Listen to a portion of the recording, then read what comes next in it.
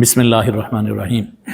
سب سے پہلے قرآن مجید کے حقوق ذہن میں رکھ لیجئے۔ سورہ فرقان میں اللہ جل شانہ نے فرمایا ہے کہ وقال الرسول یا رب ان قوم اتخذوا هذا القرآن مہجورا۔ قیامت کے دن رسول صلی اللہ علیہ وآلہ وسلم اللہ کی بارگاہ میں یہ مقدمہ دائر کریں گے کہ میری اس قوم نے قرآن کو نظر انداز کیے رکھا۔ بنیادی طور پر یہ مقدمہ مشرکین اور کافروں کے خلاف ہے۔ حضور صلی اللہ علیہ وسلم اور کئی صدیوں تک یہ نہیں ہو سکتا تھا کہ ایک بندہ مسلمان ہو اور اسے قرآن سمجھ نہ آئے، یہ نہیں ہو سکتا تھا۔ قرآن اور مسلمان یہ لازم و ملزوم ہے۔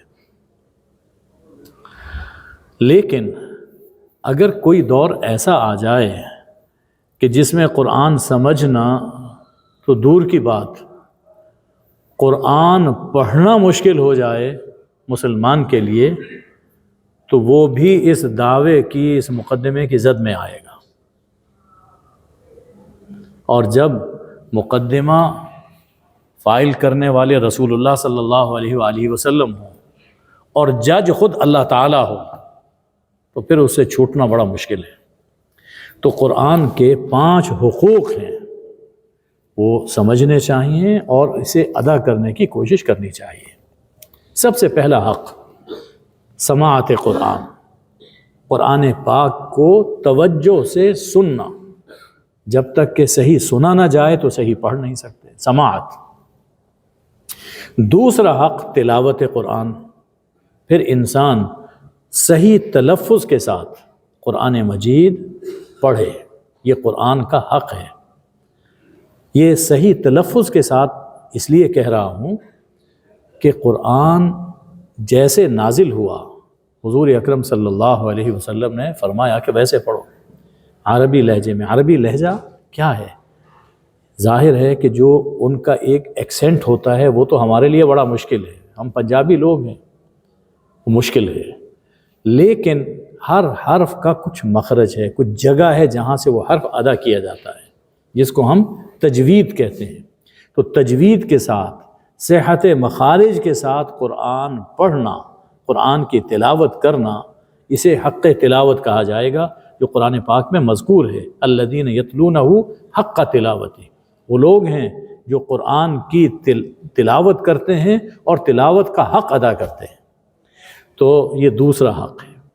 اور تیسرا حق یہ ہے کہ جو پڑھ رہا ہے آدمی، جو سنا ہے، جو پڑھا ہے، اس کو سمجھے، فہم قرآن، یہ تیسرا حق ہے۔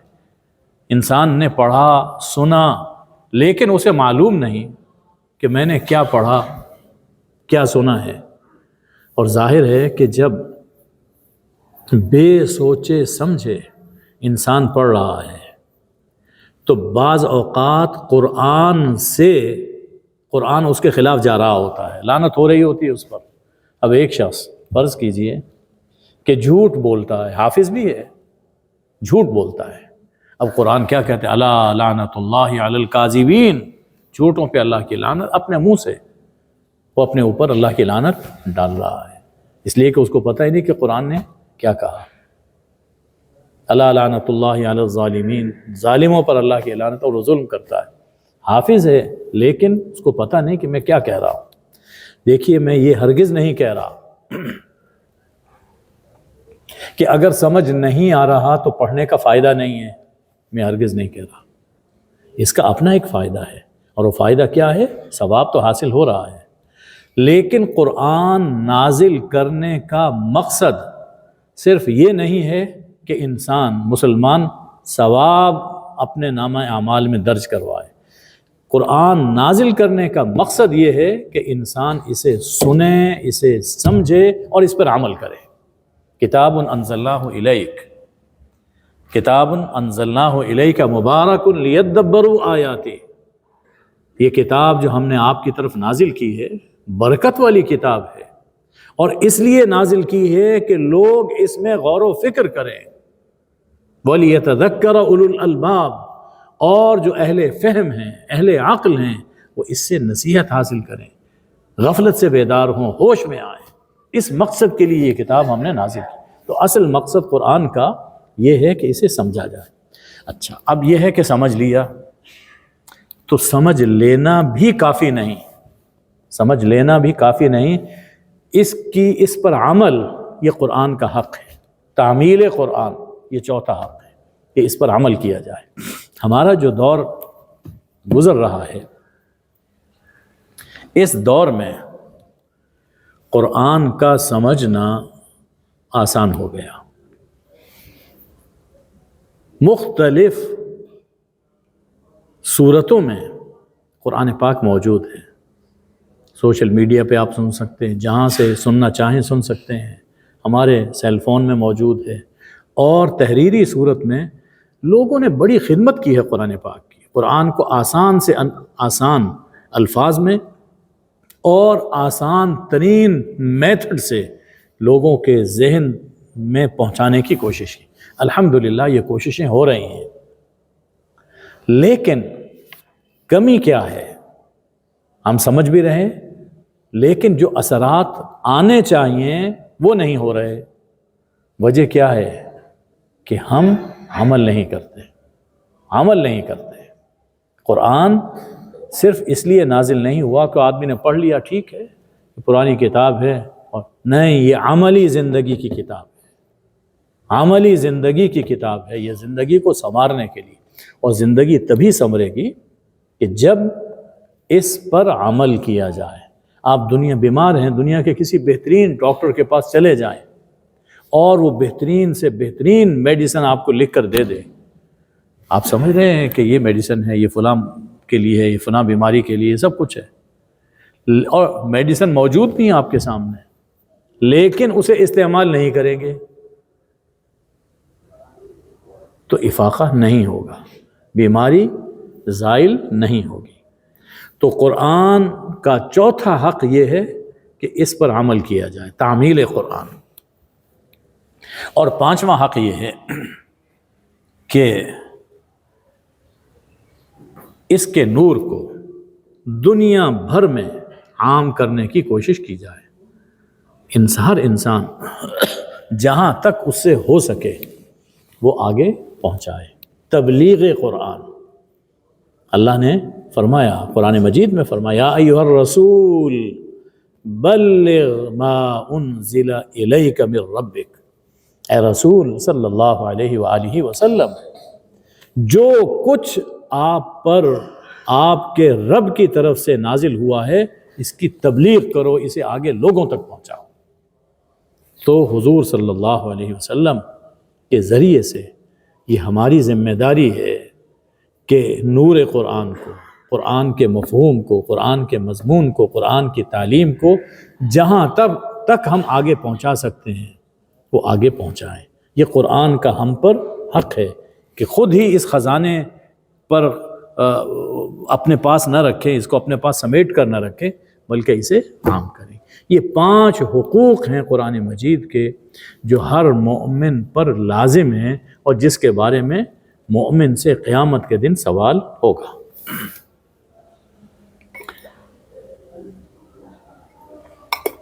اب سورہ فاتحہ دیکھ لیجئے۔ سورہ فاتحہ نماز کی ہر رکعت میں پڑھی جاتی ہے، نہایت اہم سورت، یہ ام الکتاب ہے۔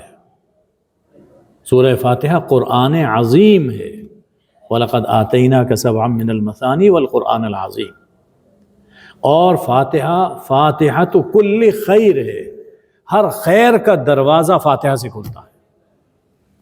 اس سورت میں اللہ تعالیٰ کی سب سے بڑی شان اور انسان کا سب سے بڑا کمال بیان فرمایا گیا ہے۔ اللہ کی سب سے بڑی اور اونچی شان یہ ہے کہ وہ رب العالمین ہے، رب العالمین، ہمیں اور اس پوری کائنات کی تربیت کرنے والا پروردگار ہے، پالنہار ہے، رب العالمین، یہ سب سے بڑی شان۔ اور صرف رب ہی نہیں بلکہ رحمان بھی ہے، وہ رحیم بھی ہے. یہ تو دنیا میں، اور آخرت کا دن آنے والا ہے، روز جزا اور انصاف کا دن. اس دن کا اکیلا مالک اور مختار صرف اللہ ہے، مالک یوم الدین. اچھا، اپنی ان شانوں کی بنا پر، یہ جو اللہ کی شانیں ہیں کہ وہ رب ہے، رحمان ہے، رحیم ہے، مالک ہے، ان شانوں کی بنا پر اللہ ہی اس لائق ہے، وہی اس لائق ہے کہ اس کی حمد کی جائے. اس لیے الحمد للہ، حمد کی جائے. خیال رہے کہ حمد عبادت ہے، حمد عبادت ہے. نماز اسی حمد پر ہی تو مشتمل ہے. اور یہاں جو الحمدللہ کہا گیا، یہاں حمد میں عبادت کا معنی شامل ہے. یعنی الحمدللہ گویا العبادت للہ، ہماری عبادت اور ہماری بندگی کے لائق وہ صرف اللہ جل شانہ ہے. الحمدللہ، العبادت للہ. اسی لیے بعد میں کہا گیا کہ ایاک نعبد، چونکہ بندگی کا حق اے اللہ تو ہی رکھتا ہے، اس لیے ہم تیری ہی عبادت کرتے ہیں. خیال کیجئے کہ یہاں شروع میں الحمدللہ کا لفظ استعمال ہوا، تو بعد میں یہ لفظ نہیں آیا کہ ایاک نحمدک، ہم تیری حمد کرتے ہیں، بلکہ ایاک نعبد، ہم تیری عبادت کرتے ہیں. تو اس سے یہ معلوم ہوا کہ یہاں حمد عبادت کا مفہوم بھی اپنے اندر لیے ہوئے ہیں. یہ تو اللہ کی شان ہے. انسان کا سب سے بڑا کمال یہ ہے کہ اس کا تعلق ایسی عظیم الشان ہستی سے جڑ جائے. انسان کا تعلق ایسی عظیم الشان ہستی سے جڑ جائے جو رب ہے، رحمان ہے، رحیم ہے اور مالک. انسان کا کمال ہے. ذرا دنیاوی اعتبار سے دیکھیے، کسی بڑے آدمی سے کسی کا تعلق قائم ہو جائے، لنک اس سے مل جائے، تو انسان بے فکر ہوتا ہے کہ میرا کوئی کام اٹکنے والا نہیں ہے جو صحیح. یہ انسان کی نیچر ہے، یہ دنیاوی لحاظ سے. تو سب ان بڑوں کا بڑا تو اللہ ہے، احکم الحاکمین تو وہ ہے، رب العالمین تو وہ ہے. تو انسان کا سب سے بڑا کمال ہے کہ اس کا لنک اللہ کے ساتھ ہو جائے، اس کا تعلق وہ اللہ سے جڑ جائے، کہ جب دل چاہے انسان کا اللہ سے وہ بات کر لے. بس یہ انسان کا سب سے بڑا کمال ہے. اب دیکھیے کہ ایک طرف یہ اتنی بڑی ہستی ہے اور دوسری طرف نفس و شیطان کی ترغیبات میں گھرا انسان ہے. ایک طرف اللہ ہے، رب العالمین، احکم الحاکمین. ہم جانتے ہیں کہ جو جتنا بڑا آدمی ہوتا ہے اس سے تعلق قائم کرنا، اسے کال کرنا اتنا ہی مشکل ہو جاتا ہے. اب اتنا بڑا، اتنی بڑی ہستی، اب اس سے تعلق کیسے ہو؟ اور پھر وہ پاکوں کا پاک، اور ادھر انسان جو تعلق جوڑنا چاہتا ہے وہ نفس اور شیطان کی ترغیبوں میں اور اپنی خواہشات نفسانی میں گھرا ہوا ہے. تو تعلق کیسے ہو؟ اس کا صرف ایک ہی طریقہ ہے، اور وہ طریقہ ہے بندگی. بندگی ایک ہی طریقہ کہ بندے بن جاؤ، بس اس کے بندے بن جاؤ. بندگی، اس کے سامنے اپنا سر جھکا دیا، اس کے ہر حکم کے سامنے اپنا سر جھکا دیا جائے، اور جو کچھ مانگنا ہے انسان کہے کہ پروردگار تیرے سوا تو میرا ہے کوئی نہیں، میں تجھی سے مانگوں گا. ایاک نستعین، تجھی سے ہم مدد مانگیں گے. اچھا، یہ تو اب تعلق جڑ گیا. اب اللہ سے مانگنا کیا ہے؟ اللہ سے مانگنا کیا ہے؟ ہم لوگ جب کسی سے کوئی چیز لینی ہوتی ہے، ہمارے ذہنوں میں وہ کوئی فائلیں ہوتی ہیں، کوئی پلاٹ ہوتے ہیں، کوئی نوکری ہوتی ہے، باہر کا کوئی ویزا ہوتا ہے، ہمارے ذہنوں میں یہ چیزیں آتی ہیں. اب جتنا بڑا مقام ہے، جتنی بڑی ہستی ہے، اس سے اس کے شایان شان کوئی چیز مانگنی چاہیے، اس کے شایان شان جو دنیا میں کہیں اور مل نہ سکے، اور وہ کیا ہے؟ سیدھی راہ، صراط مستقیم، صراط مستقیم، کہ دنیا اور آخرت کے ہر کام میں اسے سیدھی راہ مل جائے۔ ہم جانتے ہیں کہ جب کوئی شخص کامیاب ہو رہا ہوتا ہے تو کیا کہتے ہیں؟ یہ اس کو راستہ مل گیا، یہ صحیح راہ پہ چل رہا ہے، صحیح بزنس کر رہا ہے، صحیح جاب کر رہا ہے۔ تو سیدھی راہ کسی کو مل جائے تو وہ کامیاب ہے، اور یہ سیدھی راہ مل سکتی ہے صرف اللہ سے۔ اللہ ہی جانتا ہے کہ سیدھی راہ کون سی ہے اور ٹیڑھی راہ کون سی ہے۔ تو انسان کا تعلق جوڑا، اب اللہ سے دعا مانگی کہ اے اللہ مجھے سیدھی راہ دکھا دے اور اس راہ پر مجھے چلا دے۔ دیکھ لینا ایک درجہ ہے، لیکن صرف دیکھ لینا کافی نہیں، اس پر چلنا بھی تو ضروری ہے، اور یہ چلنا بھی اللہ کی توفیق سے ہوتا ہے۔ تو اہدنا الصراط المستقیم، اے اللہ ہمیں سیدھی راہ دکھا اور اس سیدھی راہ پر چلا، اور چلائے رکھ پوری زندگی یہاں تک کہ ہم اپنی منزل پر پہنچ جائیں اور کامیاب ہو جائیں۔ تو اللہ سے ہم نے سب سے بڑی چیز مانگی، ہدایت سے بڑی کوئی چیز نہیں ہے، ہدایت سے بڑی کوئی نعمت نہیں ہے۔ اب دیکھیے کہ اللہ سے تعلق جوڑا اور سیدھی راہ کی دعا کی۔ اب کیسے پتہ چلے کہ میری دعا قبول ہوئی یا نہیں ہوئی؟ اس کا کیسے پتہ چلے؟ تو اللہ نے انسان کو یہ بتایا کہ یوں کہو کہ صراط الذین انعمت علیہم، ان لوگوں کی راہ پر مجھے چلا جن پر تو نے کرم فرمایا۔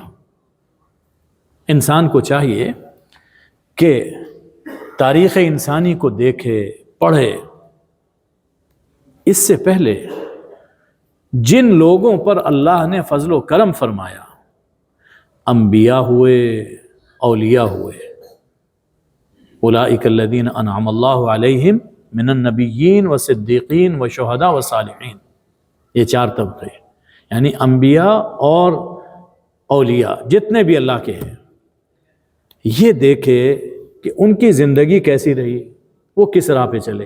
اگر یہ بھی انہی کی پیروی کر رہا ہے، انہیں فالو کر رہا ہے اور اسی راہ پہ چل رہا ہے، تو اس کا مطلب یہ ہے کہ یہ ہدایت پا گیا، یہ کامیاب ہو گیا۔